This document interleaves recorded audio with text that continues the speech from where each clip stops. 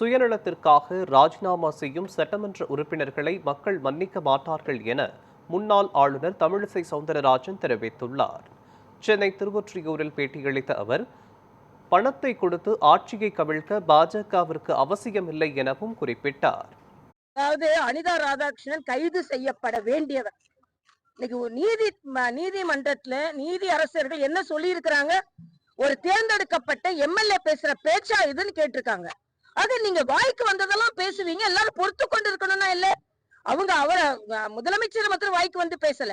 திமுகவை சார்ந்தவர்கள் இணையதளத்துல பேஸ்புக்ல மற்ற தலைவர்களை அசிங்கமா எழுதுறாங்க. அதை இதுவரைக்கும் ஸ்டாலின் கண்டிக்கல.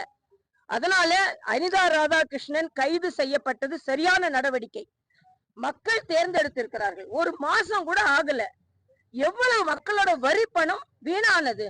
அதுல உடனே விஜயபாஸ்கர் போன்றவர்கள் எல்லாம் 80,000 ஓட்டுக்கு மேல வித்தியாசத்துல ஜெயிச்சவங்க மக்களின் அந்த எண்ணத்தை கொஞ்சம் கூட மதிக்காம உடனே நீங்க ராஜினாமா செய்துட்டு சுயநலத்திற்காக ராஜினாமா செய்கிறீர்கள் என்றால், சுயநலத்திற்காக ராஜினாமா செய்யும் சட்டமன்ற உறுப்பினர்களை ஜனநாயகத்தில் சார்ந்த மக்கள் மன்னிக்க மாட்டார்கள் என்பதுதான் எனது கருத்து.